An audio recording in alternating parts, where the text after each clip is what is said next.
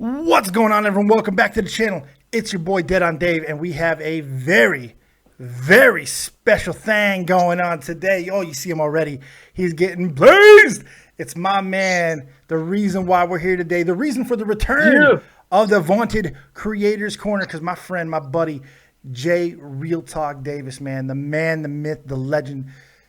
Ooh, he's got a brand new album that dropped today. He's getting amazing feedback. I've listened to it. A bunch of you guys have listened to it. Hell, Patrick Glenn used it as his created character on WWE 216's theme music.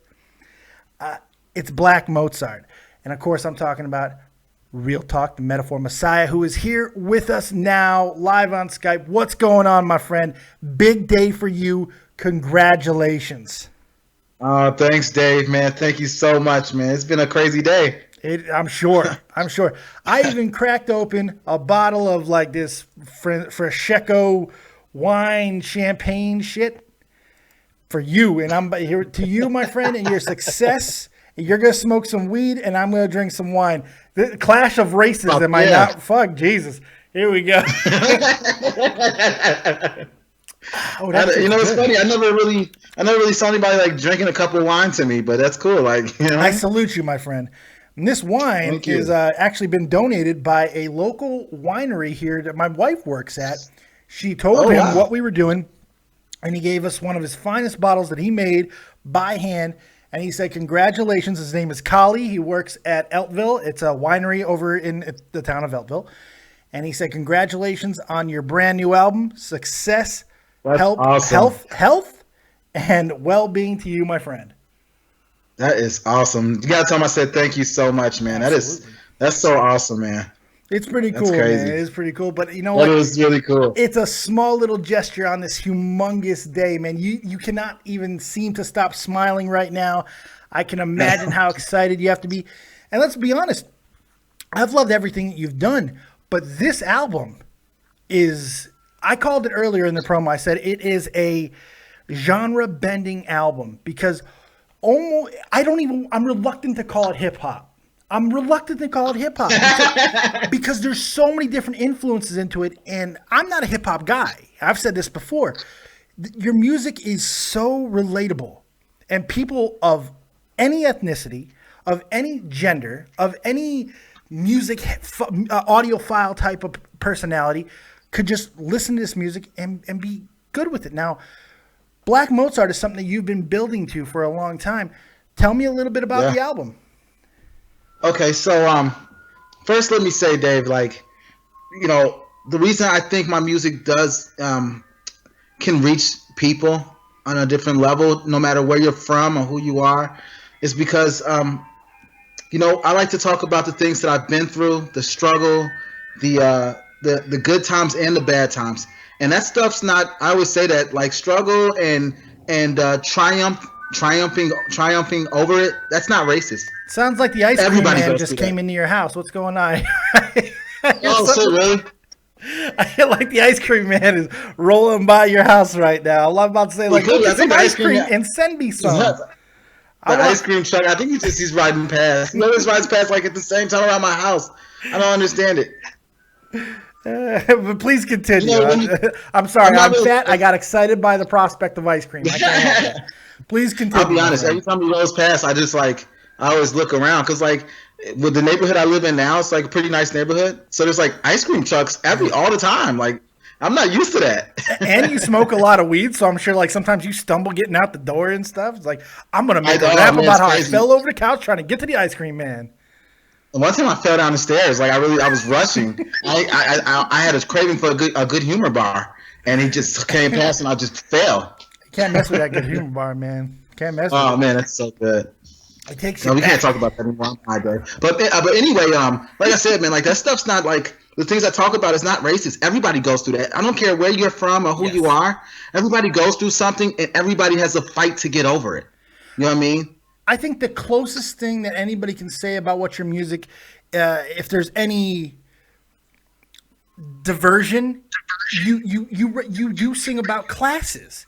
There's a lot of things that like there's like with the whole revolution that you like to sing about and stuff like that, because it's a real thing. And that transcends goddamn gender and race and all that stuff. Classes are a real thing. Social classes exist in every day of your walk of life. And you seem to really be able to connect into that with your music, but not beat you over the head with it and get you pissed off. You know, it's just, you're just speaking the truth. It's just out there. I'm just telling the truth, you know. And you're talking to a guy who's been in different classes now. Like, you know, the money that I've been able to do okay this year. You know what I mean? I'm sure we've done all right, and it wasn't always like that. Oh, I'm sure. You know, so I've been in different classes, and I see what the differences are. You know, so I just try to keep it real with people, but at the same time, you guys know this, so I'm not trying to like beat it over their head or anything like that, because a lot of people know this already. The but art I'm of going to make sure is that a lost thing. It really is, and you seem to be able to hit it just properly. Well, I was always taught everything in moderation. Everything. You know, if you do everything in moderation, you should be okay. You know? Should be okay. It should work out. I mean, I don't listen to that all the time. I smoke hella weed, but well, that's a little bit different, because that's the rewards of living on the planet Earth. It's just like, yes, it is. It's a plant. Smoke me, there he goes, hitting that thing. Damn. Oh, there. Pass the Dochi on the left hand side, please. But all right, so let's get into some of the songs on here, man. Let's get into a little bit of the music. Before we start listening to anything and all of that, tell me some of the creative process that you went through to when you're creating a song. Okay. Is it just something when you knew you were going to make Black Mozart? How did that hit you? Where did the inspiration come from, and how did you get started into the album? Well, here's the funny thing. Like, I do a lot of research on things. Like, I just like researching things and trying to keep my mind knowledgeable about stuff. Mm-hmm. And I don't know. It was like I was one day I was on YouTube, and I was just got done looking at one of your shows. Something popped up about Mozart, and I was like, I've always been a fan of his music. I forgot what the one's called, number 25 or whatever, but I like that rendition. Yeah. And I started just going over his life and stuff like that. And it was I didn't know about this stuff. I was really interested about some of the things that he was in his life, where he was a kid, a young kid. He had to travel everywhere in terrible weather. His father basically, you know, sold him around, you know, and he didn't even want to do it half the time. And some of that stuff ended up, you know, with him kind of going mad at the end. And I kind of understood where he was coming from when I was looking at his life. Like, I can kind of understand growing up poor and having to like do this music all the, you know what I mean, just to like try to survive and just everything. I felt where he was coming from, and I was like, you know, I'm always a fan of Mozart, and I want to keep that genre alive, his name alive, you know. And you do that. It really is a great theme throughout the album. Your intros, a lot of them do have the classical tones to it. It's a really, really nice homage to Mozart. And I always thought that was really cool. Before we go any farther, you ready to take a phone call? Because Jake Link is calling in, and I want to get him in here. That's my man's Jake Link. Let's start with Jake Link, man. Jake Link, man, you are live with Dead on Dave and Real Talk Metaphor Messiah. What's going on, my friend? Jakey Link. Look at him. He's looking all sexy. What's up? There he is, Jake Link. What's going on, buddy? Yeah, I just got out of work, so you know, not all of us could be hip hop stars. No. Yeah. No, I listened to a few songs. So far, so good. And you're a hip hop guy. You like hip hop music, Jake, right? I love it. Yeah. I'm actually one of the few white people that like Kanye. Liking his music and liking the person are two different things. Right? You know what? You see, yeah, I guess you could say, I mean, Michael Jackson, the guy who wrote the Thriller album, but he also fucked kids. It's not like, you know. That's why you try to ignore it. I try to listen to Michael and just, you know, I like your music. He wasn't convicted of shit, Jake. Don't you talk about Moonwalker like that. You know what's funny? What'd you say, Jake? I was like, you ever play the game Moonwalker? Yes. The Michael Jackson game? Yes. Oh, God, that game's creepy now when you think about it. It's so creepy. He's like going around saving a bunch of children. And he can turn into a car, and then he asks the kids to get inside of him. It's a fucked up premise. You know how fucked up that premise is? They got Joe Pesci to be the bad guy in that movie. It's like, let's get the creepiest weird guy who wants to put drugs into kids. That's what Joe Pesci wanted to do, put drugs into kids around Michael Jackson? What the hell were they thinking? Ironically, Michael was the one doing it. Yes. Right? He was probably like the Pesci, put some of them drugs into me. That character was probably created off of somebody who worked at Neverland, at his damn ranch. I bet. It was like the janitor. Guess what we can do, Michael? We can give drugs to kids. Oh, okay. You know what's funny, man? I remember the first time I talked to Jake. I think he had Excuse My Confidence, the video I came out with a while ago. And he was kind of like, I think he was kind of surprised because he was like, man, this is actually really good. It was legit. It wasn't like you were some like fucking dude at an 8-track recorder just in some fucking basement. Yo, man, I'm in my cousin's studio. You know? By studio, you mean bathroom. Yeah. Oh, yeah, we just put up a bunch of cushions up on the walls. It's You know how it is. I'm pretty sure you. Yeah, of course. Yeah. Oh, I hear it all the time, man. I hear it all the time. People say, "Hey, you should check out my music. Let's do something together." And then you hear it, and you're like, "Whoa." You hear crying kids and gunshots in the background. I can't put this on there. I think there's a murder on this. This could be an evidence tape. Yeah. I think an actual murder happened. Right? What are you supposed to do with that? It's like, that brings up a really good question I wanted to ask you, Real Talk. With your newfound fame that you've had over the past like 18 months or so, do you have a lot of people coming up to you trying to leverage that? Like, you got to listen to my mixtape, man. Yeah. I get that. One of them's actually on the air with him right now.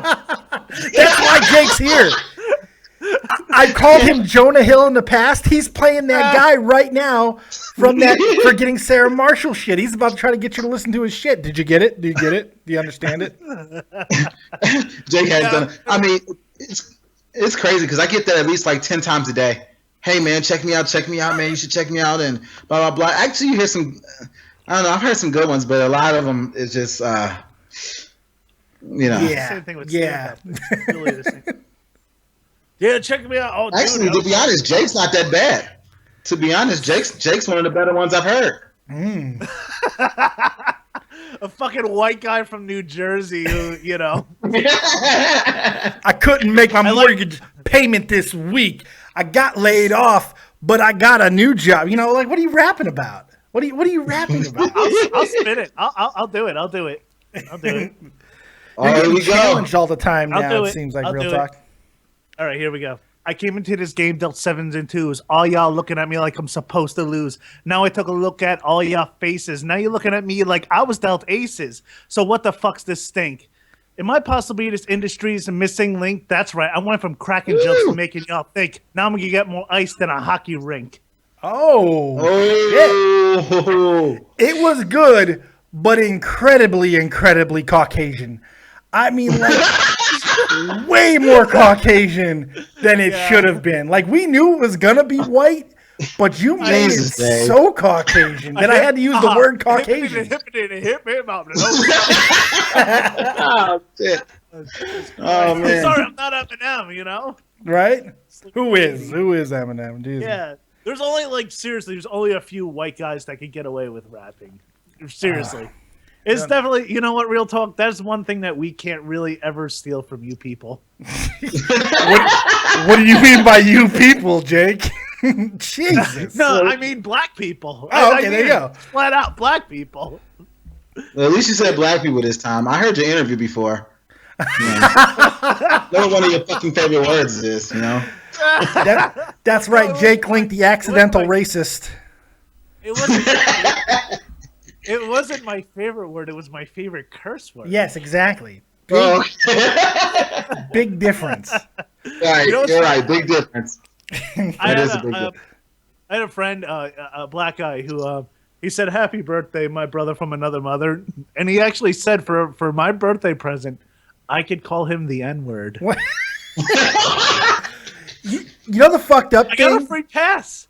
I got a free pass. Happy birthday. That actually raises more questions about you than it does him.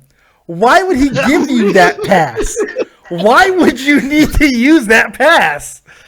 Were you excited about it, Jake? Oh God, yeah. Wouldn't you be if I gave you a free pass to call me Cracker? He has a free pass. What are you talking about? There's no. Have you ever seen the Jeffersons? You're right. There's one episode actually where that word was said on the Jeffersons. It was with Archie, and he says it. Archie. He says, it's on like YouTube, and then Archie turns to Edith. Wow, I haven't even said that word in 3 months. Yeah. Yeah, it's so funny you bring up All in the Family because, like, I instantly, as soon as you said it, because we're talking about race stuff, as soon as you said it, I thought about the Sammy Davis Jr. episode. That is hilarious. It's one of the best moments in television. Yeah. When Sammy Davis Jr. kisses Archie Bunker, every time I see it, and I've now probably seen it 1,000 times, I laugh my ass off. It's so that good. Is hilarious. It's so good. There's not that many shows out there. There's one show that kind of is going in the same direction of the Jeffersons, and that's the Carmichael Show with David Allen Greer.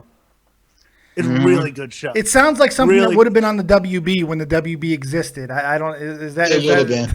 It would have been. It would have been. But you know what? The show actually got a second season, and it's really good. They kind of like toe on like the big hot button issues, like the kids getting shot by the police. But It's funny. David Allen Greer he's like an older guy who's seen shit, but he doesn't want nothing to do with like this whole new generation of like all these kids protesting and stuff. And there was one thing he was talking about Bush. He goes, "I love President Bush. I love voting for him. Why would you vote for President Bush? Man, he gave me what was that refund." He goes, "Why?" He goes, "It's like, so you're saying your vote can be bought?" I'm like, "No, I'm just saying it could be refunded." Something like that. No, see, that's why I love Jake Wingate. That's why I love Jake. He's always when I'm on Facebook, whatever, I see him. He's making stats about Empire. He's just such to me, he's a real well-rounded guy. Like Jake, you're awesome, man. Let me tell you, you're an awesome guy. Jake certainly gives very little to no fucks. I will give him that. I mean, that's what I love about him. I don't. You know what? Since I love Empire, I could be racist. That's all there is. That's your pass, Empire. Oh wow, that's. No, like since I like the show and I love hip hop, I can say racial things because it's not true. Well, I think that you'll say it on Skype. But if this conversation was in the same room, you might be more hesitant. I have a feeling. I'm not sure. Like, you know what's gonna happen. I'm gonna get into some issues. I'd be like, hey, listen, Jay. Oh, eventually, yeah, it's called a fist.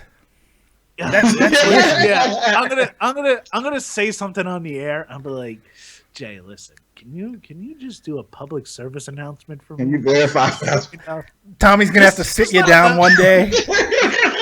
Tommy, I'll get a call from Tommy like, "Hey, real talk. What do you think? Do you think I should let this go, or should we fire him?" You are definitely the resident black guy when it comes to these situations. Yes, I know. Like, no, seriously. Like at a comedy show, if a comic does a joke that's like really uncomfortable about black, everybody looks to like if there's like a few black people in the audience. They look at them and they're like, "Is this okay to laugh, sir?" Right. And if you laugh, everyone else is allowed to laugh. Yeah, no. Exactly. No, that's exactly the whole reason why you diversify your group just a little bit. Not too much, you insecure white motherfuckers, but you bring someone of color with you. You also bring a gay guy, and you bring one woman because Lord knows if you bring more than one, then you're probably going to have a short night. But you do what you can. But you're like getting together like a Justice League of just minorities. That's what you gotta do. Like, and a guy in a wheelchair. Why the fuck not? You're covered in all aspects then. That's right. That's why you have me. I'm on a cane. I'm Hey, crippled. I got a question for you, Jake. What song have you liked the most so far on it? So far, I love the intro. I haven't really listened too much of it because I was listening to it at work, and my boss was there today, so I couldn't really like listen to. So okay, well, if you like the intro, that's a start. I love the intro. So the intro. Did you really just pick the intro? You know I'm gonna bust your shit about that a little bit. Yeah, I know. What song did you like? I love that 40-second intro where there's like no music in actually. That's fucking spectacular, real talk. Hey, I'll take anything I can get, man. No, seriously, I wasn't really like paying attention to the tracks, but like, you know, like I would listen to and then like I would have to like take care of a customer, and then I at least he's honest, you know. No, I wasn't, exactly. you know. I like Jake. At least he's honest, I'm like man. it. I'm not saying I actually knew this question was gonna come up, but I'm actually saying I didn't like, you know, I liked it, but I don't know like what I was listening to because I was in the middle of like taking care of customers and stuff. Yeah. But I'm trying to, oh shit, who you listening to? Real talk. Link with the save. Amazing save. He went butterfly for that one, folks. Look, there's some hockey talk. I'm a nice guy. That's right. Yeah. You could have cheated. You could have cheated, Jake, because one of my favorite songs on this album. One of my favorite songs on this album is because I'm a selfish prick. It's my intro song. It's my introduction. The song that Real Talk made for me, Brock Lesnar, which you guys have heard over and over, I'm sure by now. Yeah. Absolutely incredible song, and it's mine. it makes my man parts just hard and supple. So good. Jay, are you going out anywhere tonight, like to promote this? Like, is this like a? Yeah, we're actually going to. We're hitting the Strip tonight. We're going to Guy Ferrari's restaurant. I got a couple people that work there. I know they're gonna do me a little solid. Yeah, we're going to Guy Ferrari's restaurant, and then Friday we're going to the Gaslight District in San Diego. So we're traveling to San Diego, which is like 4 or 5 hours away. I got a show at the Gaslight District. We're gonna rock that out. And then after that, I'm gonna take a little break. Sunday I'll be on Tommy's channel. Tommy C. I'll be on his channel, and then we got a bunch of stuff going on after that, man. We got a whole tour lined up, getting ready to get lined up. So the Black Mozart tour. So it's pretty cool. It's pretty exciting. Right now in the background, everybody can hear. It is, in fact, that song that we were just talking about, Brock Lesnar, the official theme song of Dead on Dave Productions, which is incredible. It really isn't. You know what's crazy? I got a funny story about that song, man. So on this album, I chose I don't know if you guys know, but like a lot of artists, they write their music down on pen and pad. Yeah. You know, well, I chose not to do that this time. I kind of wanted to see if I could just do it, you know, just hear the beat and let it come out and see what happens, you know. And it was kind of new to me at first. And Brock Lesnar is one of the first songs I did that on.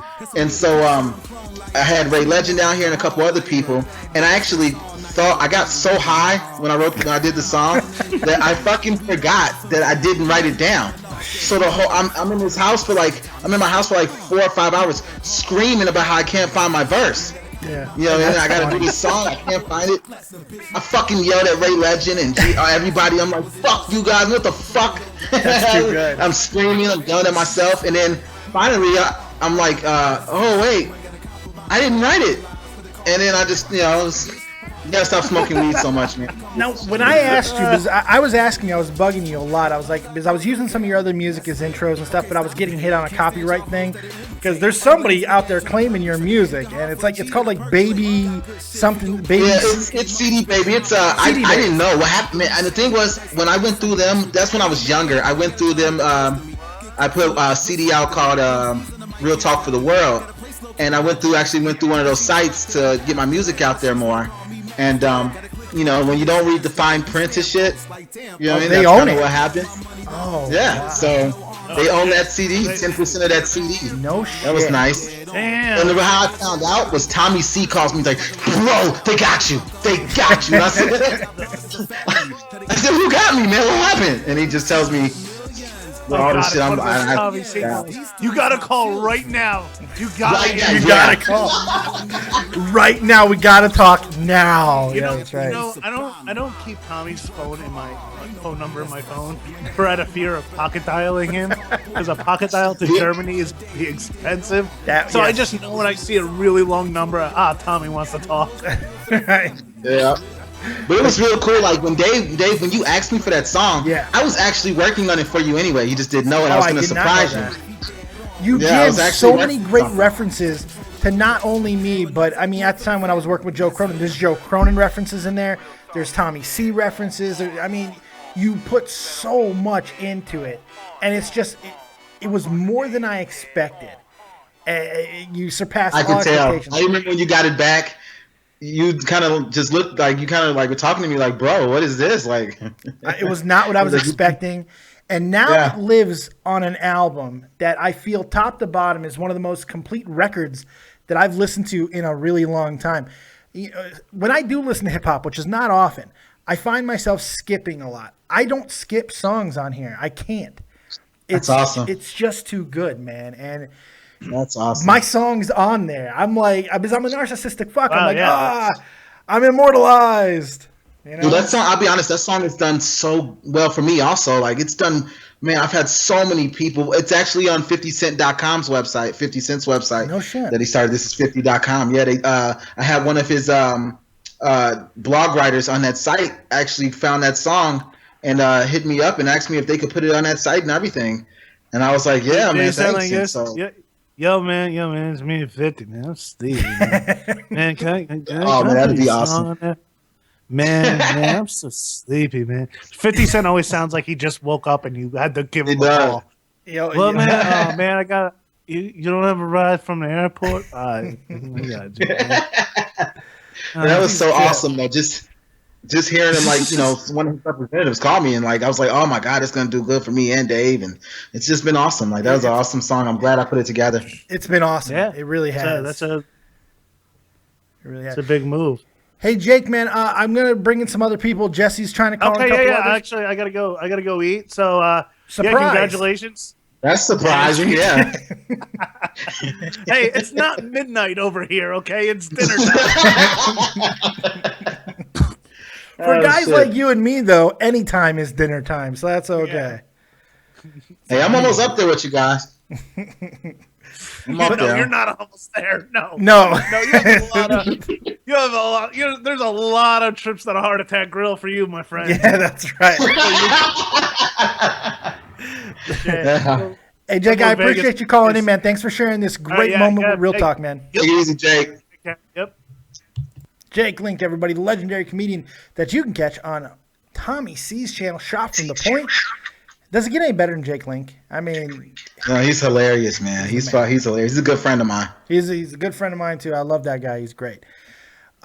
So we got some other people that have been trying to call in. Now you can go ahead and call in now. If you see somebody on, I'm not going to take more than one caller, but go ahead and call in to give your well wishes to Real Talk. If you have questions about the album, this is a perfect time to ask those. I want to give a quick shout out to everybody in the chat. Jesse J is in the chat. Patrick Glenn, Josh Hampton, Bray Wyatt is in the chat. Michael Mendoza, who I know you're a big fan of. That's my boy. You like Mendoza quite a bit. Terry the Snow Queen moderating the channel, as always. Doing her thizzle. Yes, I said thizzle. I could do it on this episode. Frenchie Ben, he's in the chat having a good time. We got the entire Shot from the Point crew in the chat, basically. Tommy C was floating in there. Man. Well, we love you, man. I mean, we absolutely do. That's so awesome. Matt Kazar wishes he was here, but like I told you offline, he has a legit excuse for not being here. He got tickets to the Star Wars premiere. If there's one reason to miss this, it would be that. So that's if it's good. I hope it's good. Fakest Twat is here. We're having a bunch of people. Josh Lyons just joined in. So let's go ahead and segue just a little bit. What is one of your favorite songs off the album, man? What's the one that you kind of knew as when you were putting this album together and music was starting to come and you got like one song down, two songs down? What's the one that you knew you could build this album around? Honestly, Dave, it probably had to be Black Mozart. And that's why you named it. And that's why you named the album that way. Exactly. Yeah. To be honest, That makes sense. I love that beat. The beat, which was done by one of my best friends, Jesus Beats, or Fred. That's his real name, Fred. But that's like I grew up with him, and he sent me that beat, and it was something about it, and it was perfect because I told him, I'm really thinking about doing an album called Black Mozart, and he just said, I got something for that. I think check it out, and it spoke to me in so many. Yeah, I mean, and then mix that with a little bit of pot, and that's what came out. Is that the secret ingredient in all of your writing? It is. Is the weed, the ganja? I'll be honest. Yeah, it's like my brain and ganja just go together, and then whatever happens. Maybe you're turning into Snoop, and you're gonna make yourself White Lion one day or something. You're the reincarnation of Bob Marley. Your next album should be a reggae album. How good would that be? I don't know. I don't think I have the voice, but maybe. I am a big Bob Marley fan. I'm a huge Bob Marley fan. If Kofi Kingston could pull off being Jamaican for a little while, I'm sure you could too. Hey man, what's up, Bumba Claude, what you talking about, boy? Oh man, I got a terrible Jamaican accent. Pittsburgh Boy 96 says, Dave, are you drinking fucking wine? It is, in fact, fucking wine. It's not just wine. It's fucking wine. And I'm doing it because I'm a classy dame, and it's Real Talk's big day. So I am saluting my boy Real Talk on the release of his new album, Black Mozart, which is playing in the background right now. Black Mozart is, in fact, playing right this moment. What a great song, man. It's just, I love it, dude. There's so many awesome lyrics on this album that I love. And I told you this offline before, too. I think, what is it? It's on, it's not Best in the World. It's, it might be New World, where you go half mixed with Wu-Tang. That's Black Mozart. That is Black Mozart, that's right. Wu-Tang, and the other half mixed with Wolfgang. That's such a sick line, man. I love that line. It's really, really good. I mean, I gotta be honest. I really am proud of this album. I mean, because I didn't write it, like it just came from my head, and we just sat here in the house and we smoked, and then it just played a beat, and that's what just came out at that time. And that's saying a lot. Tell me a little bit about the production. Tell me about some of the people that helped work on this album with you. I know Ray Legend did he produced a lot of this album. Go ahead and tell me who really helped you and who's around you to make this thing happen, because it is impressive. And I know nobody does shit by themselves, man. It was and we got lucky in a lot of things. Ray Legend helped produce the CD and everything like that, and then I had one of my best friends named Jesus, who's on a lot of my songs with me, and he's an awesome guy. And then we had some guys who we ended up hooking up with a guy named Drugs Beats, and if you guys don't know who he is, check him out, drugsbeat.com. He just he signed to the Pete Rock Foundation, who's a huge famous beat maker. He's done beats for Ludacris, for 50 Cent, and for Big Crit, who are really big artists. That's a big artist. So when I got a chance to talk to him, he told me that he liked my music, and if I wanted a beat from him, let him know. And I jumped on that. That's the Wild West song. It's really good too when you guys hear that. And he did me a real good. He did me a favor, and he gave me a really good beat. And then we worked with a guy from named Evil Genius, who signed to the LeBron James Foundation in Akron, Ohio. Oh wow. So he has a lot of credentials on his plate as a pretty well-known beat maker, and Beck the Pioneer, he's been doing the Detroit underground beat making scene for a long time. He's very well known. We had some really big names on this one. That's impressive. As far as beat makers, and it was it's a testament of hard work. Because it wasn't always like that where people were offering. And it kind of let me know that my work has progressed, because when you start working with people who are good, then that means you're good, So you're great.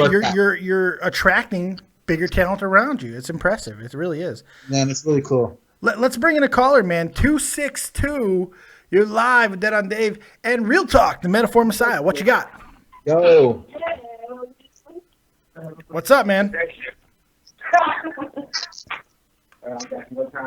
262. 262, going once. Hey, what's up, Dead on Dave? What's up, bro? What's up, Real Talk, man? What's going on, man? Man, nothing much, man. I told you guys on Twitter all day. I was calling into this show to Real Talk, man. Congratulations, man. I love that fucking album, dude. That Brock Lesnar song, awesome. That Dusty Rhodes song, Thanks, bro. awesome, dude. You are just the shit, man. Listen, man, if you ever collaborate, Thanks, bro. That means a lot, man. Thank you. No Thank problem, you, no man. problem. That's awesome. Would you ever collaborate with like Twister or like Kanye, Little Herb, anybody? Like, if you could, who'd you collaborate with? Oh yeah, man. I would collaborate. I love collaborations, man. And I'll collaborate. It doesn't matter if you're Kanye West or you're the guy across the street, man. If your music's good, then we'll do it. That's what it's about. I'm about being with people that want to deliver a message. So. But man, guys, man, congratulations on the album, man. Dead on Dave, you are the shit. I appreciate that, you are man. awesome. Sure is. I love all you guys, man. I'm watching the show right now, rocking out, dude. And also, Real Talk, where can I get the album at? Because I don't have iTunes, so where can I get the album at?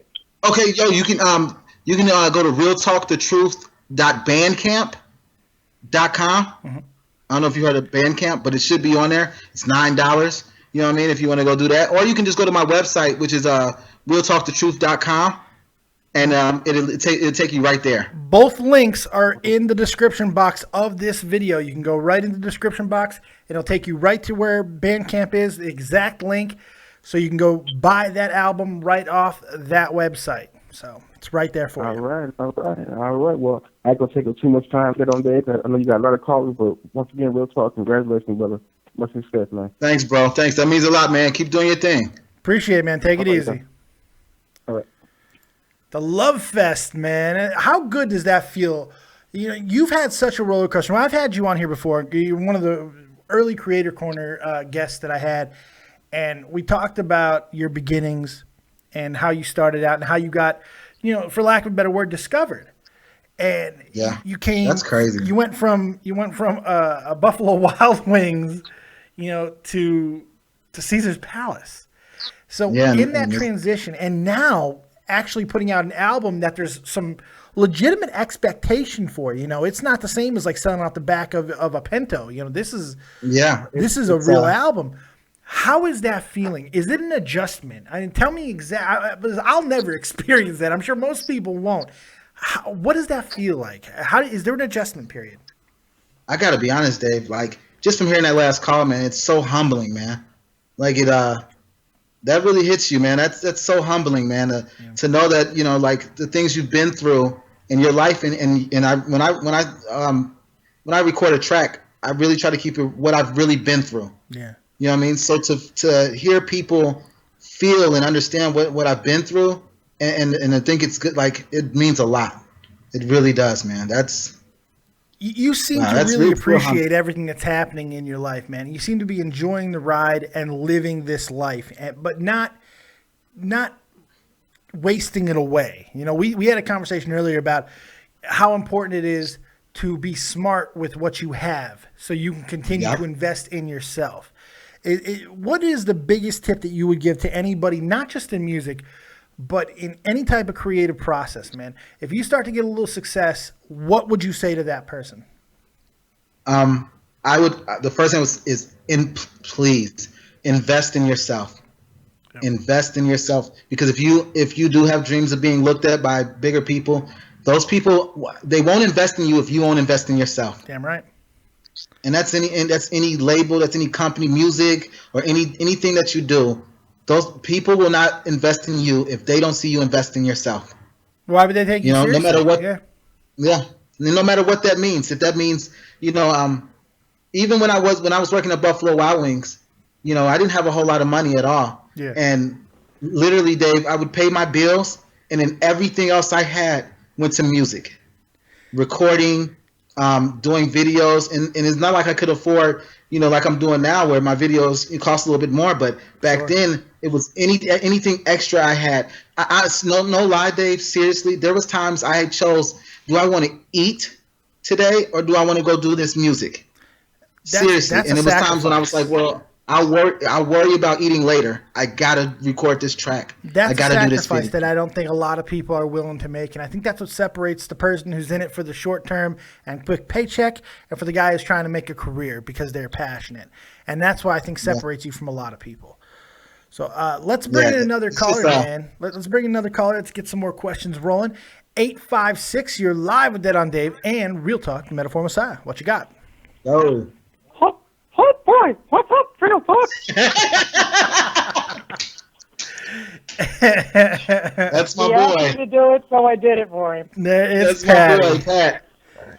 It's Patty What's going on, Gwynn. gentlemen? Congratulations, Real Talk. Thanks, Pat. Thank you, man. Thank you. Not a problem. I Pat love made me the feel album, real man. good today. Thanks. You sound better, Pat. Yeah. I'm glad you sound like you're feeling a little bit better, I too. do sound better, and in about a couple of hours, I got invited to go see the Star Wars movie. So it's sold Everybody's it's sold out in my theater. So the next show I can get is at 9:30. Everybody's getting to see it, and I have no idea when I'm going to get to see it, and it's driving me crazy. I don't know how long I'm going to have to wait. I'm waiting for a movie theater over here to play it in English. That sucks, Dave. That surprises me. I thought you would be one of the first ones. I'm thinking about going to see it in German and just say, fuck it, because I want to see it that bad. I want to see it that bad. Well, one of the benefits of working at Wawa is they gave us free movie tickets. I hate you a little bit right now. I can't help I'm it. sorry. I'm a little bit upset at you, man. Hey, you got any questions for Real Talk regarding Black Mozart? No, I was just saying congratulations, and like I told you earlier, Real Talk, when we were talking on Facebook, that Best in the World is my favorite song on the album. That's awesome, man. Cool He made me. Pat made me feel so good today. He said I used it for one of my creative wrestlers when they came out, and I was that is so cool. That is so cool. It's pretty neat. It's got to feel good too, you know. It's just like That does. I'll be honest. That Yeah, does. you're- That's one of my dreams. You know, is Really, to have a you're wrestler come out. Real Talk, you're a really good rapper. You're better than that stupid Juggalo crap that I used to have to. don't you dare diss ICP. You know what, Patrick Lynn, you're over the top rope. I wasn't throwing anyone over the top rope, but he just dissed ICP, man. You don't fuck with the clown. What the hell, man? Hey, I know some people that don't like that. Don't mess with ICP. When I was a kid, I did. I loved ICP. I was the right age. I was 15, 16 when they were getting big, and I loved them, man. I did. So were you a juggalo? No, I don't wear makeup or anything like that. But I did like their music. I was just like, I thought it was hilarious. It was so stupid and so over the top. I really enjoyed it. And they were wrestlers on top of it. You know, they wrestled. Yeah, I know. That's why I liked them. That's what made me like them. When I found out they were wrestlers, and then I started listening to the dating game and shit like that, and it was like, oh, these guys are crazy. I remember the Boogeyman got a lot of radio play. That boogie woogie woogie woogie. Oh woogie. yeah, I remember that. That song got a lot of play. I remember how much that got, especially around Halloween. There was a station in Vegas. I don't know if it still exists, but it was 92.3, the rock station. And does that still exist? It does. Comp? It yeah, does. that was my station. For those who don't know, I used to live in Las Vegas, and that's where Real Talk lives now. I also grew up in Chicago, born and raised. He's born and raised in Chicago. That's how we kind of connected. It's hysterical. So Comp would do a Halloween thing where the days leading up to Halloween, they would pit two songs against each other, Halloween themed. And every year it would come down to Will Smith's Nightmare on My Street and Boogeyman by ICP. Every year, man, it bugged me out. Oh man, that's hilarious. It's pretty damn funny. It's pretty funny. Oh man. Let's bring in Jesse J, man. Somebody who has not called in quite a long time. It's incredible to have Jesse. him. Jesse, you're live with Dead on Dave and Real Talk. What's up, pal? Hey, what's going on?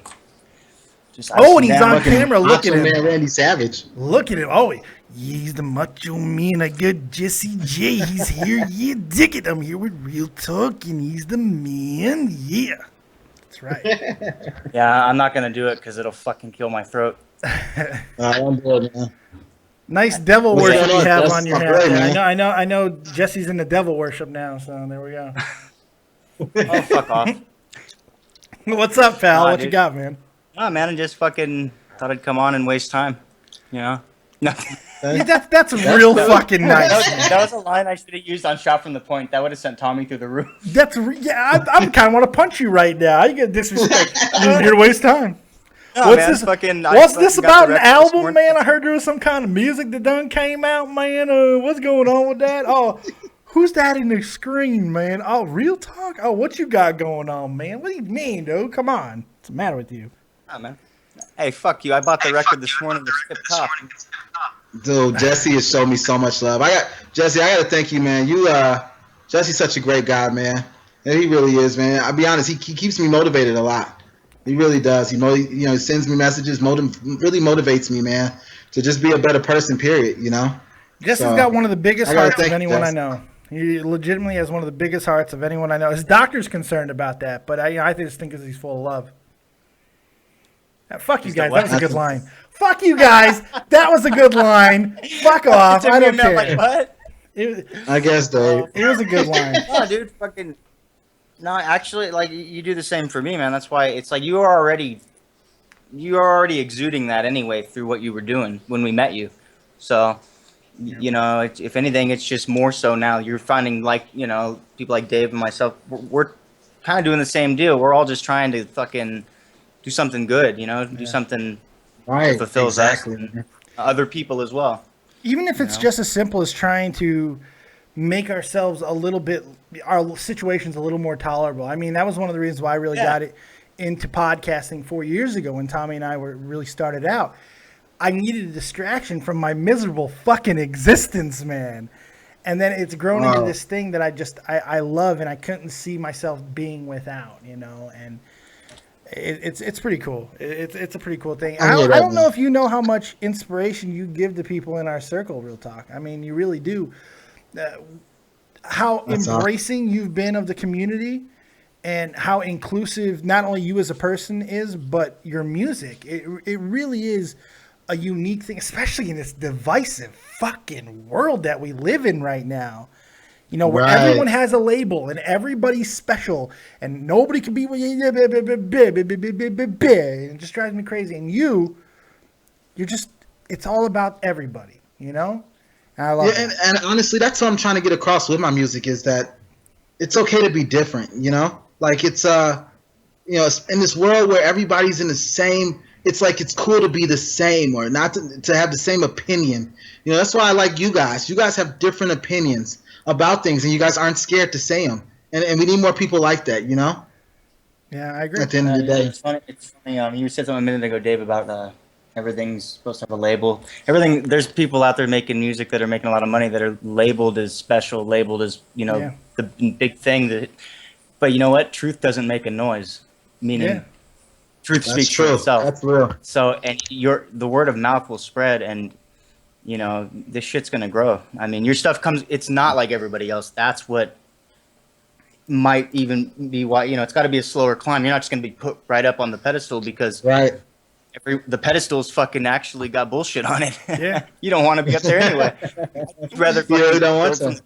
You know? What's really cool about your climb is it's really organic. You know, there's nothing that's falsified about it. We talked about people using social media in nefarious ways to get themselves a leg up. Everything that you've done has been legit on the level, and you can live with it. And I respect that because that's what I try to do. And you're living that, man. You've been an inspiration to me for that reason as well, because what you see is what you get, man. You do it real. It's no bullshit. Yeah, and that's what I tried to do. I make I tell people all the time, I'm not living in a mansion or anything like that. I've made a little bit more than I was, a lot more than I was. But you know what I mean? Like I'm living like everybody else, and I got a little apartment that's nice. Got some things that some people don't have. Sure. But you know what I mean? Like I worked hard for it. Yeah, you worked, but I mean, you are lucky to be able to be doing like what you love and be able to make a living at. Like that's pretty fucking awesome. Yep. That's just amazing. It's hard work and a little bit of luck, man. It's what? I said it's like hard work and a little bit of luck, man. It is, yeah. People are gonna think what they think. Fuck them. You know what I mean? Real talk question for you, man. You just mentioned that about hard work and a little bit of luck. People always talk about the break. You know, when am I going to get my break? When am I going to get my break? And poker players like to say luck comes to the person who puts in the most hours on hands and everything. You're constantly seeing hands. Eventually you're going to get the luck. Do you feel that that's true, or is that just something that people are trying to be modest? I mean, what do you really see as that being a big deciding factor, man? I think that you do have to have a little bit of luck, but before that luck comes, you have to put yourself in that position to get that luck. Yeah. If you get what I'm saying. So it's kind of, you know what I mean? Like, you have to put in the hours and the work, because I put in so much time and effort and money into what until what I was doing, to where, you know what I mean, it kind of led towards that luck happening. But you got to put yourself in that position first, or nobody, you know what I mean? When I first started, you know, I didn't take it as serious, so the luck wasn't gonna come. Sure. You know what I mean? Because it wasn't in front of everybody. You know, and now it is. Yeah. You know, and so we're getting a little bit, like the last couple of years, we have gotten a little bit more luck, but it's because it's out there now. You know what I mean? Yeah, because you put yourself in that position to exactly. I think more importantly, when a lot of people get breaks that they don't acknowledge, they don't know that it's there because they're not ready to have that break. You were in the right place, right time in your life. You put yourself in the right position, and then when the opportunity came, that door opened, you walked through it and you made your presence known. And that's not an easy thing to do. Yeah, and honestly, that's the thing, is that, and I said that in my song Black Mozart, like, you have to face that fear. I've seen a lot of people who had that opportunity, but they were scared for some reason. They were nervous to move across the country or do this or do that. And they let that fear of the unknown, you know, totally affect what they could have did, you know? Ends it before it starts. Before it starts. Right now, in the background, you're hearing Best in the World, one of my favorite tracks on the album. It's kind of funny. Real Talk and I had a conversation this morning about what are we going to play, what are we going to talk about, what's your favorite songs. And he wrote the fucking album, and like hours later, we're both changing what our favorite songs are on the album because it's so hard. It's so hard because everything on this album is good. And depending on the mood that you're into, like you're in that day, something will speak to you. Like, I've been listening to New World all fucking day today. Cannot stop listening to that song. I just like the music after a while. It just like has you like in a space for like the whole thing, you know? It's just chill. Real Talk, making the soundtrack to your life. You know, it's incredible. It's incredible. I guess it just depends on, and I try to make music for everybody, you know? I try to, because I know everybody's been through something. So I try to make the music that everybody's been through. Is that me? I don't know. What happened? I don't know. You guys hear me fine? Yeah, I hear you. Yeah, you good? Okay. I gotta say, Jesse, you are fucking beautiful. I can't get over it. Just look at this man. Just gorgeous. Yeah, you look savage, man. I like it. Like, you would definitely be in my entourage, man. I'd walk around with him all day. I swear. I dare you to mess with me now. Do you see what I got? I got a little leprechaun. Fuck you up. Jesse be up in there, man. You got the weed. He's got the time. You know what I'm saying? I mean, he's there. Oh, one day I'm definitely gonna kick it with Jesse, man. We're gonna smoke a bunch of pot, man. That's gonna happen. He's gonna bring the strain of weed that kills Jesse. Jesse's like, shit, I wasn't ready for this shit, man. What is this stuff, man? Like fucking Friday and shit. What? It's laced with angel dust, Holmes. In a fucking pigeon coop. Sweating. Oh, man.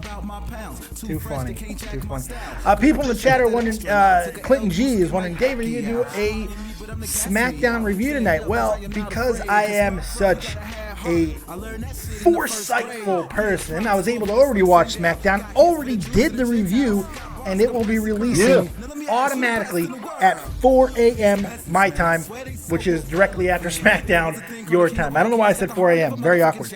But right after SmackDown, it will be releasing, and you can catch it right here on the channel. But tonight is about Real Talk. So that's why I did that. So it is up there. It will not be live, but it is there, match by match, segment by segment. So you guys got nothing to worry about. You're covered. Bang! Sorry, people. I know I'm not SmackDown, but, hey. You don't gotta apologize for that. If you were SmackDown, you'd only deficient SmackDown. Boom. That's right. Fuck Smack. Fuck, we're talking about the album. So real talk, man. What was? Now we were just talking about favorite songs on the album. What besides Black Mozart? What's the one on here that you feel is your defining song? If you want one song that anybody in the audience right now should listen to, if they're going to buy a single song off of www.realtalkthetruth.bandcamp.com, what song would you say that would speak to the most people and get them to buy the entire album? Good question. Man, that's a good question, Dave. I think it's something on there for everybody. My favorite song personally on there is The Composer. Yes. And that's just because that is who I am. I am a composer of music. And that's what the whole message that I want to spread to people is, you can label me a hip-hop artist or label me this or that, but at the end of the day, I am a composer of music, just like everybody, just like we all are. There's any musician, doesn't matter what genre you are, doesn't matter what you do, rock and roll. I love rock and roll. I love it probably more than hip hop, to be honest. Mm-hmm. I love every type of music, and I respect all those guys because we're all composers. Yeah. This is what we do. It's artistry. So. I didn't hear the last 2 or 3 songs on the album. Is that one of the last 3? Yeah. Or whatever? Yeah. Okay, I didn't check that one yet. So out of the ones I've heard, man, Wild West is probably one of the first ones I'd throw on. I really like that one. Wild West is a jam. Wild West is a jam. I really like that one. Especially, I've gotten a lot of people from the West Coast love that song. Oh, Morning Light, too. I dug that one. That's Dave. Dave said he liked that one, too, so that's cool. I mean, they're all good. I really had... I'm sorry. No, I'm just going to say what you guys said earlier. The best assessment, I would say there's something for everybody. That was a great way to put it. What I said earlier, it was a genre-bending album. I don't feel that this is it's not traditional hip-hop. If you listen to the influences, there's classical influences. There's old-timey jazz influences throughout this album, man. I mean, it's really, really, like, I feel like there was a time, and I know I'm probably wrong, and I'm going to sound like an idiot saying this, but I swear to God, if you would have said at some point, you know what I did before a couple of these songs? I went and I listened to some Ella Fitzgerald. It would not surprise me in the least, because I swear to God, I hear elements of like old school Ella and Louis Armstrong collabos in this fucking album, and it blows my mind. And I did actually. I mean, Dave, I think but everybody, I listen to everything. I'm a huge fan of music, from Beethoven to Mozart to Ella Fitzgerald and John Coltrane to Nirvana is one of my favorite groups ever. From that to Black Sabbath, I listen to everything. Yes, you do. 90s hip hop. I mean, there's nothing I know. Sublime is one of my favorite groups ever of all time. Like Sublime, yeah. I wonder why. What's your favorite song? Is it Smoke 2 Joints in the Morning? And then Smoke 2 More. Yep. We got some traffic in the chat here. People are asking about where you're from and everything. We said earlier that Real Talk is from Chicago, and he said north side or south side because there's a big difference. I agree. There is a big difference. Both Real Talk and I are from the south side, but I made the proper choice in becoming a Cubs fan. And Real Talk didn't. So I'm just saying, there's different types of Southsiders too. So. Oh, Dave, don't bring that up, man. You seeing our off season? Are you seeing the off season? The Cubs are gonna win the World Series. Yay! You know what? I do like what you guys did this off season, but you got to win one. You guys just got Todd Frazier, man. I don't know. You guys just got Todd Frazier the other day. I know. That was a pretty big move. I liked it. Big move. Don't get me wrong, though. Kenny win. I mean, we haven't been good in a while, but we did win a World Series. We did beat Roger Clemens. You did. We beat the Astros that year. You did. So at least I got to see us win one. 2005. It's been a little bit of time, but yeah. Wow. I told you this before about the whole White Sox. You know how much I hate the White Sox. I do. I absolutely hate them. My dad. I hate the Cubs, man. I know you do. My dad was a White Sox fan. He was diehard White Sox fan. And okay, so you know. He died literally just a couple of months. a month or 2 months after the White Sox won the World Series in 2005. Oh, wow. He was diagnosed with terminal lung cancer in like 2003, and he held on for 2 years. And I swear to God, I feel like he held on just so the whole reason why he was able to hold on, like something kept him alive to see the White Sox win that championship. That's awesome. So I'm glad he got to see that, man. That's awesome. Yeah, man. Yeah. That's great. I can believe that in a heartbeat. That's awesome. It actually means a lot to me. You know, that's how I want it. I'm just hoping my heart attack that eventually takes me out. Let me see a Cubs win. the one that said, Elizabeth, I'm coming to see you, honey. Just let me see a Cubs win first. That's all I want. I'm not asking for much. Well, you can see it from heaven. That's right. I got the best seats. Shit, sorry. Jesse just wants me to In about another 100 years. No, fucking. I've never heard of the Cubs ever having a chance, and I don't even watch sports. Well, the Cubs got 97 wins this year, made it to the playoffs, knocked out Pittsburgh and the Cardinals, and now we have one of the best off seasons in like ever. So, Cubs we're the favorites right now. You guys got the heart. They first still or haven't something. won. Until the Cubs win, I don't believe it. I'll be honest.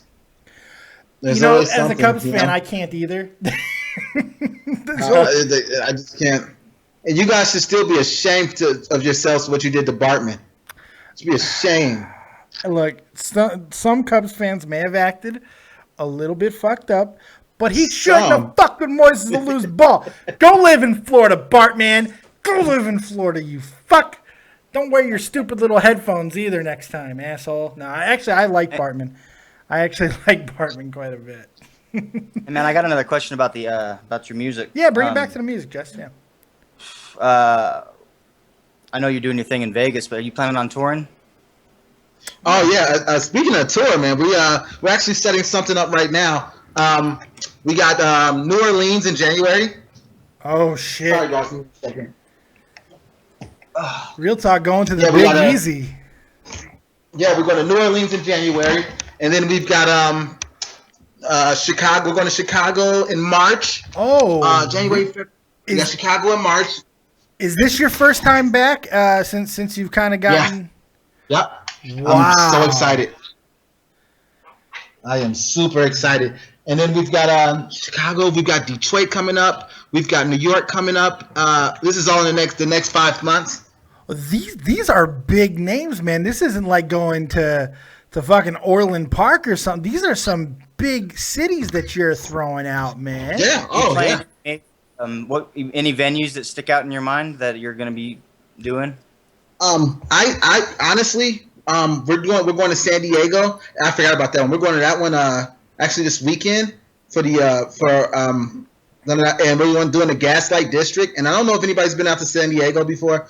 It's one of my favorite cities, and the cool Gaslight went out there District one is time. so awesome. Oh, I don't. It is I was just by awesome. the beach. Oh, okay. I haven't been over there. It's a cool town. Yeah, it really is. And the Gaslight District is like, for some reason, I loved it. I don't know. You know how you go to a city and you just fall in love with it? I don't know. I went to San Diego and I performed before it, and it was just, it was awesome. Oh, we're also we'll be in Venice Beach. We'll get to perform around Venice Beach. Oh, wow. Coming up. When? That's June. We're going in June in that one. Okay. Yeah, actually, fucking San Diego might even be closer to me than Venice. Fucking. Either really? way, those are maybe.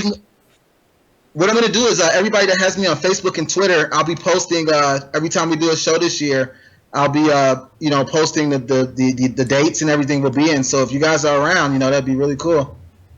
I think the biggest thing we're doing next year, though, that I cannot wait for, is we've got invited to do 2 shows in Germany, in Fürth, Germany, and I'm so excited. I've never been outside the country before, and nice. I cannot wait. You get to do it for work, Exactly. That is. I mean, I'll be honest. I was so proud. It's been a crazy year. Like, we got to meet, living in Vegas. You get to meet some cool people. Yeah. And like, the coolest thing is when I found out the lingerie fighting championship, the heavyweight champion is named Heather the Feather, and I found out she was a fan of my music. Oh, Heather the she was Feather. gorgeous. I And like she this. was gorgeous. right? Oh, she was hot, and she's like, I was like, oh my god, and we're just talking to each other and taking pictures, and I'm like, this chick is hot. She's like the fighting champion of the lingerie, and she's fine, and she knows my music. Like, this is crazy, right? And I don't know, it's been awesome. That's pretty. I got to meet Mike Tyson. Oh, how was that, man? I mean, like Mike, that was really that's cool. gotta be had to be surreal. That's kind of when I realized that I'm doing something right. Yeah. I got one of his bodyguards came to my shows and invited me to his party he was having. Are you serious? I went in Tyson's crib, one of his many cribs. He's got a lot of cribs right now. I'm glad he's finding some success right now. I really am. It's been crazy, man. It's been a wild. He's had a hell of a ride. I don't know too many people. I don't know too many people who have had the rise and fall and rise again that Mike Tyson has had. Well, somebody fucked up my pigeon, and that was the end of that. Nah, fucking. That must have been. Well, he's a wrestling smart guy, though, man. He's a big smart wrestling guy. He had to learn the hard way, and he learned a lot of valuable lessons through his years. But hearing him talk and hearing him reflect upon his life, it's so entertaining. He really is. Did you get to talk to the champ? Yeah, I got to talk to him for a little bit. I slid him my card because I always keep a card on me. He's like, "Yo, I heard you can rap, man. I'm gonna check you out." He said, "Enjoy," and then he was like, "Enjoy it." He was flying everywhere because there was so many people there. He's like, "Enjoy yourself, man. Have fun." And I was like, "Oh, cool, man." And, it was some money in the building that day, man. A lot of people were there. I felt like I was like, whoa. You got a taste of another life, huh? Well, man, not just that, you grew up knowing about, and I don't know how many people I'm sure you ran into people that are in the same game as you doing rap, and people like you grew up on, right? Yeah, that's gotta be. That was the coolest. The coolest thing I ever did was meet the Wu-Tang Clan and smoke pot with the Wu-Tang Clan. That's still the coolest thing I've ever done. You opened for the Wu-Tang Clan a couple of times too, right? Yeah. Yep. Got to open for him twice. I got to sit down in the back, and it's on YouTube. I think the video's on somewhere on YouTube. But we got to sit there, and I was smoking pot with fucking Method Man and Capadonna. How cool! It was fucking. It was. That's so, like doing that, and like those were my heroes growing up. The Wu-Tang Clan, man. That was it. So the day I met them, it was just like, I don't know. I still think about that. That's probably the day that turned my whole thought process around. It kind of changed things for you. I can imagine. Yeah, it did. I can imagine. That really changed things. Right now, if you guys are listening, you guys are hearing my favorite song on the album, especially today because I've listened so much. New World. This song is a jam, man. This song's an absolute jam. I love it. Man. The New World, man. I know. I had fun right now doing that song. And it's funny because, like I said, I didn't.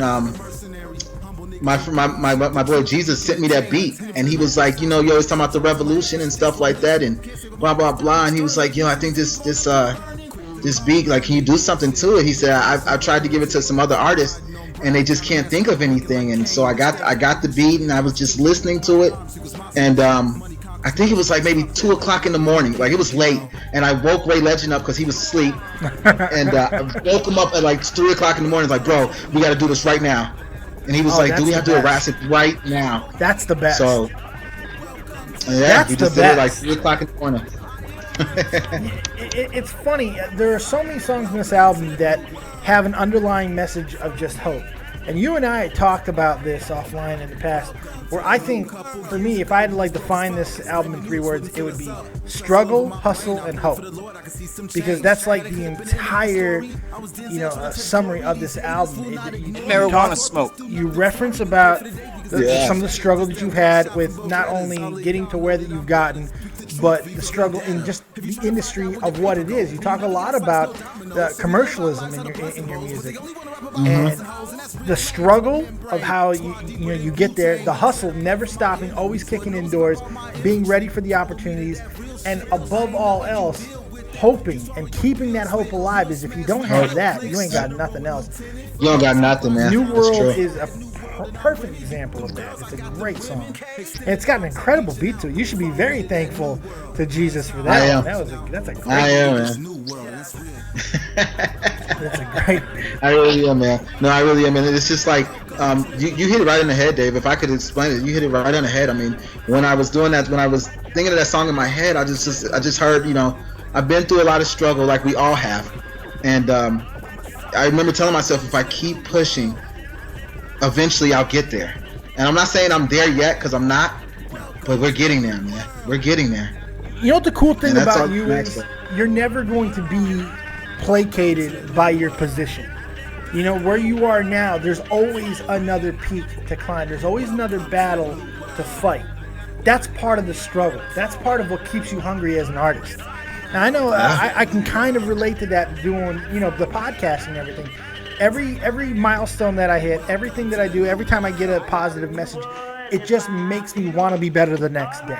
Having this when you asked me to do this, man, I was absolutely honored that your launch party was going to be here. And I feel like every time I do a show, I'm like, okay, I'm going to do what I do. But like, this is the first time where I felt like I got to be fucking good tonight. Like, I'm got to be on my absolute best tonight. And Jeez, Dave. it's one of those things, man. It's what you do. It's what you elicit. It's what your music brings out in so many people. It's inspirational. It's inspirational music, and it's just like, I can't thank you enough for giving me this privilege, man. I mean it.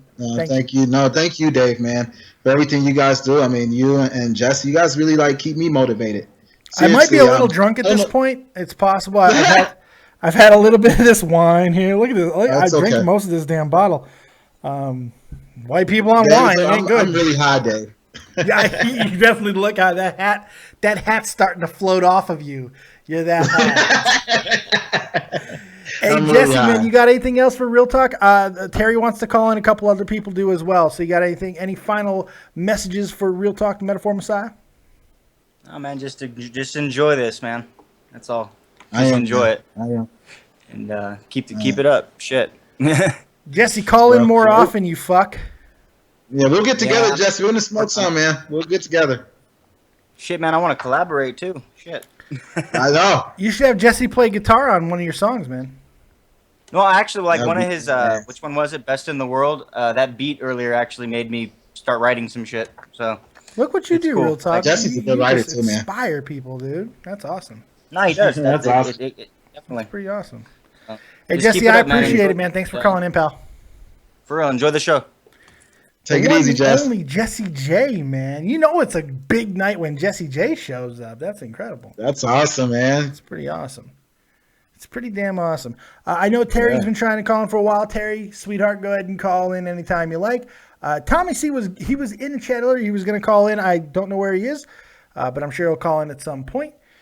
And but I think that we're reaching a point where we can start wrapping things up here shortly, if you like. This has been a lot of fun, man. I'm having an absolute. I don't want to go nowhere because I'm having an absolute blast. But it is 1:13 in the morning, and I'm almost a bottle of wine in. I'm sorry we kept you up so late, Dave. Oh, are you kidding me, man? I wouldn't have missed this for the only thing that I would have dipped out for is if someone would have been like, I have premiere tickets to Star Wars. Then I would have been like, Real Talk, I'm sick, man. I got stomach issues. I would have understood. But in my head, I would have been like, dun dun dun dun dun dun dun dun dun. And I'm telling you, man, I do love me some Star Wars. Yeah, I know. I listen to the podcast, believe me, and I know you love your Star Wars. I do. I like Star Wars, but I feel like, I'm one of those guys. I like it. It's not the greatest thing in the world to me, but I'll go watch it. I like it. I know the characters. Speaking of shot from the point, here is There's the my man, man. Tommy C, joining us now. What's going on, man? You're live with me and Real Talk. What's up, bitches? You be What's more up, big bro? respectful. This man's got an album out. Oh, all right. All Best right. What up, behavior. bitch? Good. Congratulations, Real Talk. Thanks, bro. Good job. Of course, I really love the track Wild West. That's the absolute shit. as they say in That's the awesome. black community. The shit, is that what they say nowadays? That's the shit. Jake's whole bit. I'm gonna act really, really white. You're gonna go That's gonna super be white. gross. You can't be whiter than Link. You can't. There's no way you Yeah, I can don't be know. That's whiter than tough. Link was. You couldn't be whiter than Link if you had a hockey channel on YouTube. That's right. Geez. That's right.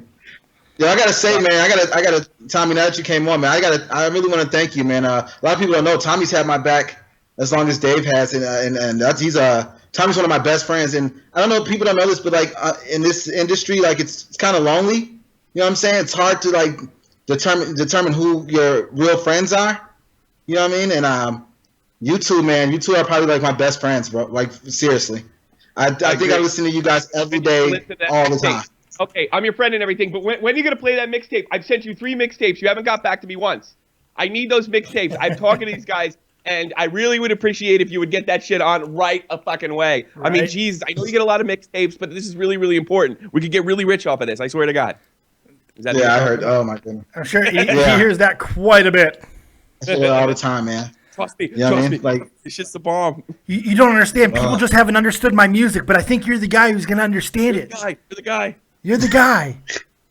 Nobody understands. I think you can really do this for me, man. You know. Do you remember that time in high school when I said hi to you once?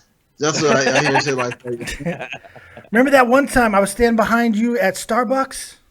Yeah, all the time, man. I hear it all the time. You ordered that chocolate latte foam with the double pump, and I ordered the exact same drink.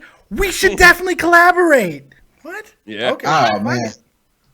I've had guys. I remember this one guy. He hits me up and he goes, "You know, we were on the same football team, and I always believed in you, man. I told everybody from day one that you were gonna make it. I just knew it." And I was like, "You didn't even know that I rapped? Like, what are you talking about? I didn't even rap in high school. Like, what are you talking about?" I've literally heard that, man. I hear that all the time. I guess it's I really you know it is bizarre because like that sounds like something from a movie. You know, like they were making funny people like that in the movie, but I guess that's where they got it from.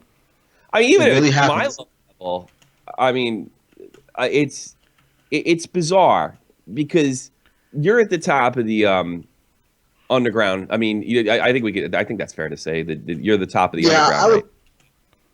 I would say that I'm right around the top of the underground. So and even like it's like if you take YouTube, which is the only thing I know about entertainment is.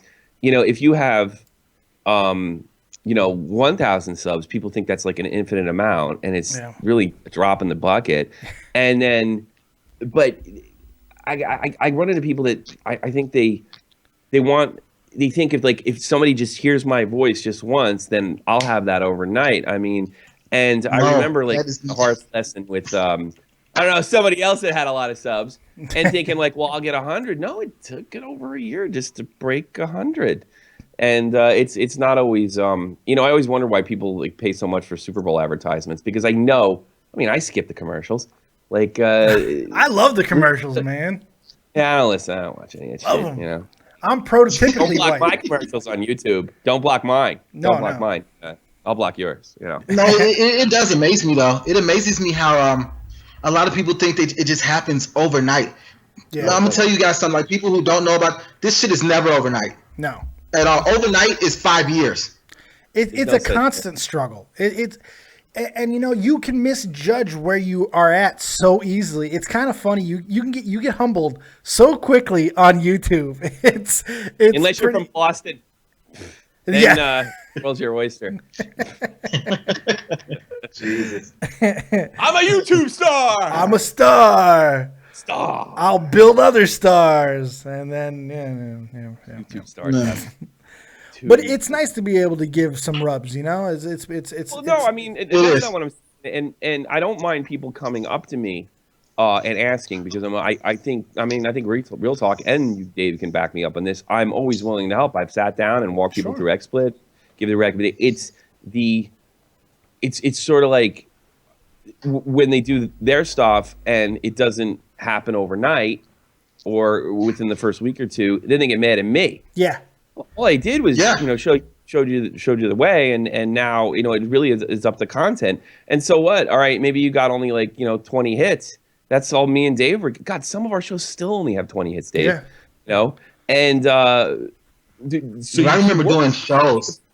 You know, and that it's not just entertainment business or YouTube or anything where you're trying to get attention. It's your job as a plumber. Yeah. It's everything, and I don't think that's really sold to especially young people anymore. It's just like you know, you imagine a situation where you're making you imagine a situation, you know, where you're working a fast food joint and all of a sudden you live in the Bellagio, and I imagine if things go even better than they do now, which I fully expect them to, you get to say, well, you know, like when people say, oh man, I don't want you to help me out because, you know, you're a rapper and I'm not, like, you look at me, well, it didn't happen overnight. It's all about entitlement. Like Everyone's so goddamn entitled. That's true. That's true. I remember. Oh, sorry. Go ahead. No, finish. Hold on. No. Like I said, I remember working at Buffalo Wild Wings and then getting off at 12 o'clock at night and going to perform in front of 10 people. Seriously, 10, 15 people. You know what I mean? And this was a lot. So it didn't believe me. And it was nights I was like, why am I doing this? You know, it's 10 people listening, the same 10 people. You know what I mean? But it was, you know what I mean? I love to do it. You know what I mean? It was just a love that and then it started getting bigger and bigger. But it took time. It took a lot of time. It's funny you mentioned 10 people because one of the things I heard the most, and I heard this when I was in bands when I was a kid, why are you doing this? There's not 100,000 people here. There's not this. Why do you keep doing this? Why are you embarrassing yourself? I get that almost daily. Sure. Like, you're not as big as such, so why are you doing this? Because you don't get any bigger. And, you know, you said something before that really got me. And, you know, what separates somebody that's going to be really successful, like, I am resigned to my station as a hobby. I know that people find that really shocking because the insult, you know, you're not a real broadcaster doesn't work. No shit. I'm not a real broadcaster. You know, I downloaded a program where I could broadcast on YouTube. That, you know, that's not, I guess, a real broadcaster that went to school and everything. But one of the things that separates, and I mean, you can put any rich person in this category. You said before, you know, you chose food, you chose show or career or goal at that point over food. Yeah. I'm not willing to do that. Not at my age. And maybe I missed my opportunity to make that decision. No, I'm not even trying to be funny. Like, I'm not willing to do that, but that's the difference. That's what you have to do. You have to, and then like, well, what is like, well, but I had kids. I can't do that. Well, you shouldn't have kids. It's too late for you. You know, and that's why I'm sort of resigned for this, you know, being a hobby. If something happens, that's all wonderful. But I think that's the attitude you have to have. Insane, willing to lose everything. You have to be devoted. You have to be devoted to your craft and what you do. I think that there's an analogy in sports that I always like to use that I think is pretty appropriate. I think there are guys out there who want to hit 300 for a career, it's a baseball reference. You want to hit 300 for a career, but you know you're going to get the Hall of Fame if you hit 300 for a 20-year career. You have an amazing career, you hit 300, you're a legend. And you're willing to put that work in and grind your ass off every single day. It takes unbelievable devotion, unbelievable dedication, passion. It's a hard road to live. There are other guys who dream of simply hitting that home run in Game 7 of the World Series. Being Michael Jordan against the Cavs, hitting that shot that nobody thought you could hit, and just be satisfied with walking away after your one big shot, your one big moment. Yeah, but it doesn't happen unless you go through all the other. You can't hit the World Series in the home run unless. It's funny. Sometimes in life, there are guys who have made squads, or not even in the World Series, but in just moments in their lives where they've gotten up and they've had one moment and it was enough for them. AAA players who were in AAA for a long time, stayed around long enough, got to the show, hit their one shot, and got out. You know, it's different levels of commitment. Well, you know. Well, I'll make another reference. Especially in the music industry, there are some guys who, once they get that money or they get a big check, that's it. They're happy. I did it. Yeah. You know, and I think I was trying to say that, but the wine has got me all fucked up. No, I understood where you're going, but no, I mean seriously, like there's guys who once they get that check, that's it. I did it. I'm good. And then there's some guys who want more than that, who really want to, who don't want to stop until they see a change in this world. You know what I mean? Until you know, because that's why I do this, man. Like I said, I always tell you guys, the money is nice. You know what I mean, that I'm making, but I'm not gonna stop this. The money means, I mean, it's not about that to me. It's about, you know, I told myself I'm gonna sit and make a message. The money's gonna come anyway. Yeah. You're successful. The money's it's Do you want a moment or you want a career? And how much are you willing to sacrifice? How much are you willing to give? And that's what it's all about, sacrificing. And I don't think there's too many guys out there that have the moment without actually having the career. I mean, in order to some get people up luck into things, but it's I suppose. But I mean, they're not legends. There's nobody that you remember. True. I mean that goes along with anyway. I mean, I think it sounds crazy, and I will say this, like, the risk isn't for everybody. I mean, and some people like me aren't in a position to take a risk like this. You have to almost be willing. I mean, that's really what it comes down to. You have to be willing to look. And I'm not saying this is a cowardly way. You can go into the paint business and become a paint tech, and then take calls and fix bridges and provide a wonderful life for your family, make $80,000 a year. But that's pretty much it. That's where it's going to go. But you can also try to be a rock star or an athlete, or sell something really dangerous in the stock market that could make you broke. In other words, you have $17,000 to invest. You invest all $17,000. That's the difference between, especially in the Western world, somebody who is, working the system or is the system. And like I said, you got to be willing to be homeless, and that's what it is. And it's true. Yeah. Well, you hear stories about guys who have good careers in the tech industry or different types of, and they're providing for their families and all that, but they have a passion that they really want to pursue, and they'll risk it all to make it happen. Some people, they're able to make that happen. Other times they lose it all. RealTalk was in a position in his life where he decided, I need to make something happen for myself. So I'm going to pass up eating so I can reinvest into myself. And it's pretty damn incredible. Not a lot of people are able to do that and sacrifice. It's crazy, I mean, and when I think about those decisions I made back then and where I'm at now, it's crazy. It's like, I mean, and I've been there. I've been homeless. I've been without eating, and that's what I chose to get to where I've got. But I did it. No matter what happened, I always kept that focus, that determination. That if I keep working at this and never give up on my dreams and goals, I can somehow do this, You can make the argument that without those moments that helped, define who you are, you wouldn't be making the music that you make. It's the things that you had to go through that gives you the inspiration and the life experiences to do the things that you do now. People who go through their lives taking no risks, no chances. Tommy and I were talking about this the other day. You take no risk, no chances. You're not living your life. You're just walking through life. You're not taking any risk. I mean, what type of life is that? You should take risk either, but I mean, it's like, well, you got no stories to tell. You got nothing. I think the whole conversation got started with people that think it happened automatically. No, that's pretty much what you have to put up. Absolutely. And that you have to be willing to lose it all. And I think when you see people that are famous or successful, even got 1,000 subs on YouTube or working at the Bellagio or have a multi-million-dollar record deal or a television contract, people forget that those same people were willing to lose it all, and it wasn't just given to them. Very, very, very few people. I mean, I'm not saying vote for Donald Trump. Donald Trump came from a very, very rich family, but not a billionaires. I mean, he took the money he had from his father, and he basically was willing to lose it all. And now he's a billionaire. That's really just what I'm trying to drive home here with stuff like this. And that's true. And it's really true. That's what you have to do. Reel's on one of those pedestals. It's just one step at a time. And then, well, what are you? You're fighting with somebody in the chat? Come on, let's make some controversy. It's that grind time bitch. He's right on my channel. I put him on timeout because you got to treat him like a child. It's not like timeout. You go on timeout now. You're a little baby.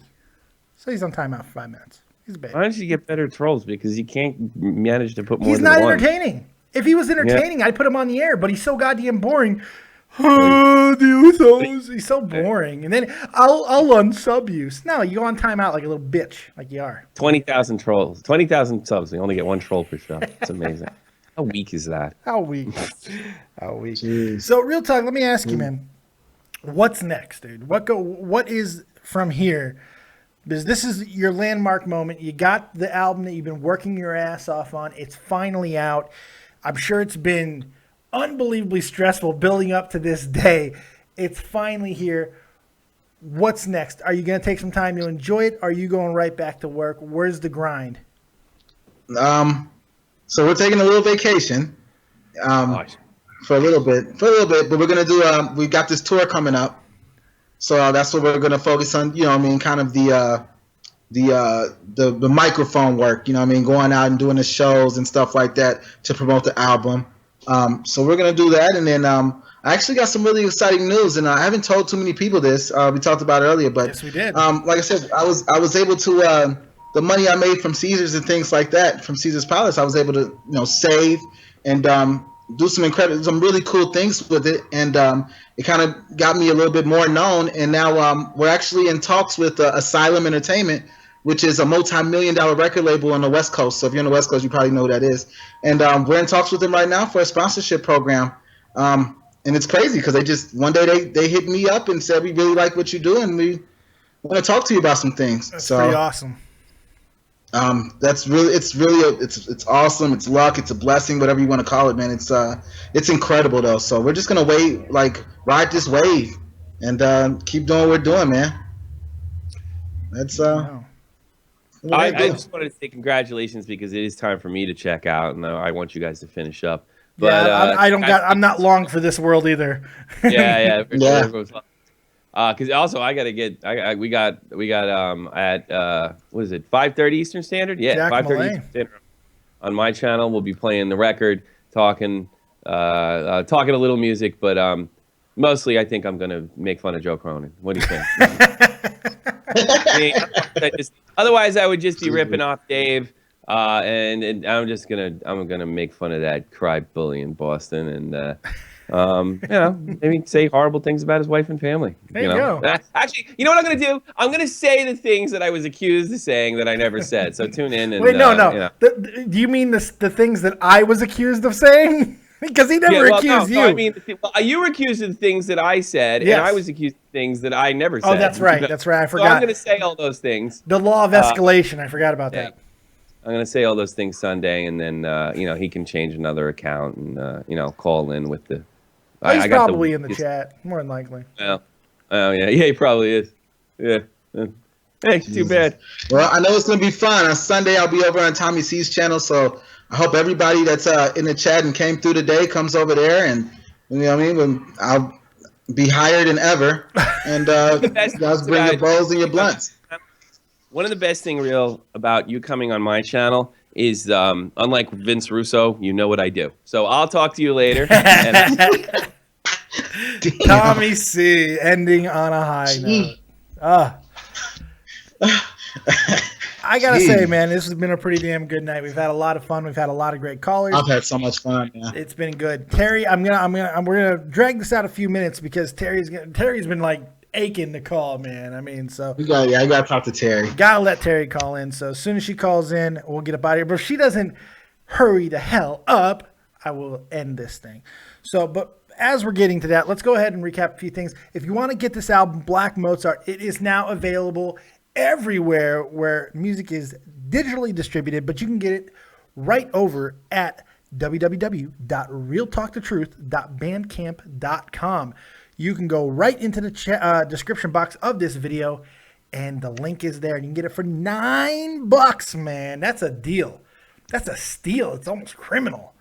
I wish you nothing but success, my friend. I mean, thank you so much, Dave. It's been an absolute pleasure knowing you as a person and seeing you grow in the year I've known you. Seeing you grow as a musician and seeing where you are now. It's awesome. It really is. You deserve it, man. You've earned it.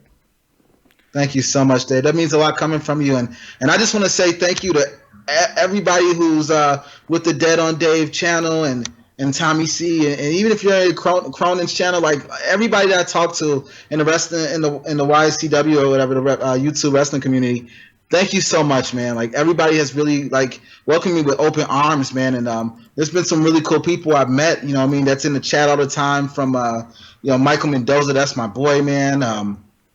Sal, thank you to Sal. Sal's really good at graphics and he's done some work for me. He's fucking awesome, man.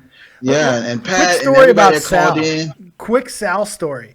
Sal got me the graphic that's on the screen right now, literally 20 minutes before we got on the air. And he's fucking awesome. I don't know if you've seen it yet on your screen, but he did a really good job with it, as he always does. Once again, coming through. I had a different friggin' graphic and his was so good. I was like, okay, I had to use it. So That thank dude is you good, man. to Sal. He's the man. He's the man. Joining Yeah, us so now. I just, like I said, Oh, go ahead. Okay, Real go Talk. ahead. I'm sorry. no, go ahead, go ahead. Joining us now, the moderator of all of my chats, the Yeah. Winnipeg princess. She's been trying to call in all day. I love Miss Terry. Terry, what's going on, lovely? Well, it's about damn time. This is my fourth time calling. What the fuck? Min. I'm the only fucking chick in chat, and I can't even get through. Every time you called, I had someone else on. Yeah. Well, Tommy's That's gonna why I love have here Terry. Real Talk. Hi, Real Talk. Real Talk is gonna be on Tommy's show. So, like, he couldn't wait 3 extra days. Like, come on. I love Terry. who doesn't love Jeez. Terry? Come on. So what you got for the man, Terry? What do you think of the album? Have you listened to it yet? Yes, it's fantastic. Like I told him before, Thank whatever you. he does. If I ask you what your favorite song is, are you gonna be like Jake Link and say the intro? That was No, I'm not gonna be like Jacob. I like the world one, but I like that one. That's awesome. That's awesome. But Thank you, Terry.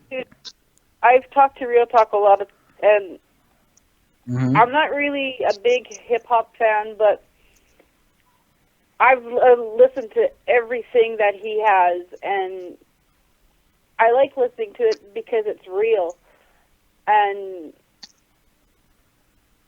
there's messages in it. There's everything. You believe what he's saying. So That's awesome. yeah. You could feel Thank true you so much. conviction in your words, man. Absolutely. yeah, That right there is that's awesome. That's so awesome. It is awesome, and that's why I tweet out his stuff, and I put it out there tons of times because She does. She does. Terry's a huge I do. supporter of all of us, man. She really is. And I gotta thank you, Terry. I really appreciate that. I don't know. I don't tell you as much as I even want to tell you. Like, I really do appreciate the fact that you do share my music with everybody and share Dave's stuff. And it's really, and I think I can speak for Dave. Also, it's really humbling when somebody does that. It does make us feel really good. Absolutely. It really does. It does. So, Well, I do because when somebody is a good person and they're doing something that's good, not just for themselves, trying to better the world, you want to get behind that person, and you give people such good vibes, you just make them feel better. So, of course, that's what I want to get behind. And you do, and we greatly appreciate the support, Terry. You're always awesome. Thank you for everything you do Seriously. in the moderation and always supporting Real Talk. I mean, it means a lot. We're going to get up out of here. does. I'm exhausted, Terry, so thank you for calling in. I told you I'd get you in, so there you go. Yeah. Thank you, Okay, Terry. take care, guys. Okay, love you guys. Bye. Take it easy, doll. Love you, Terry. Terry, she's awesome. She's such a doll. She really is. She Absolutely is, man. wonderful. That's so kind of the humbling, Dave. thing. This community that you are just as responsible for helping grow as me and Tommy and Jesse and everything. We have a really special group of people that are very passionate about whatever the hell we're talking about. I mean, my show is very diversified. My channel's become very diversified. And I got the same guys who are always here supporting the channel. Tommy is becoming more diversified, and he's going to grow as well. Your music is a symbolism of that, and it's in its diversification. So I don't think that's coincidence. I think that's providence, my friend. And I appreciate awesome. you being here, and I appreciate you having me do this very, very cool thing, man. I think this is the coolest thing that I've gotten to do since I've gotten on YouTube, is the fact that I've gotten to do your release party for what That's I hope awesome, is man. going to be an amazingly successful album.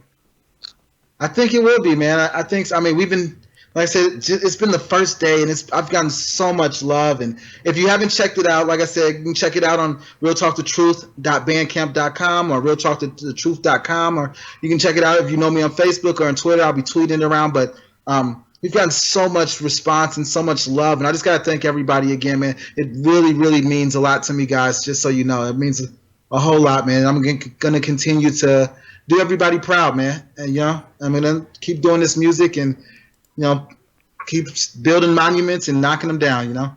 Absolutely. So we're gonna go out with a little bit of Dream Big, which is another one that I absolutely love off this album. So hope you guys enjoyed it. Make sure you like, subscribe, and share, and go check out Real Talk and everything that he's doing, and give him some love, man. Give him some money. $9, man, for some of the best hip hop that you're gonna hear. It's a steal. Jesus, it's great. So thank you guys for joining me. Thank you for joining us, and I hope you guys had a really, really good time. Now remember, if you love the wrestling and that's why you're hanging around 4 p.m. Not 4 a.m. That's my time. Right after SmackDown, the review will be up. So there you guys go. I'm going to bed. Real Talk is going to get even higher. Thank you guys very much. We'll see you next time right here on Dead on Dave Productions. And as always, if you don't have talent, have talented friends. We'll see you next time. Keep it copious. Peace. Sammy says she all about the dream. She got an ass that shake like Jello. Now watch me drop this elbow. Yeah. Dream big, you could do the same as my team did. Yeah. Yeah. Dream big, I got dusty roads in my veins, bitch. Yeah. Yeah. Dream big, you could do the same as my team did. Yeah. Dream big, I got dusty roads in my veins, bitch. We can stomp it out. I ain't never been afraid, gon' swap it out. Got a team that'll cook like the Waffle House. One beef, I'll take you to the slaughterhouse. Playing games and they tripping. I can go long, call it cow.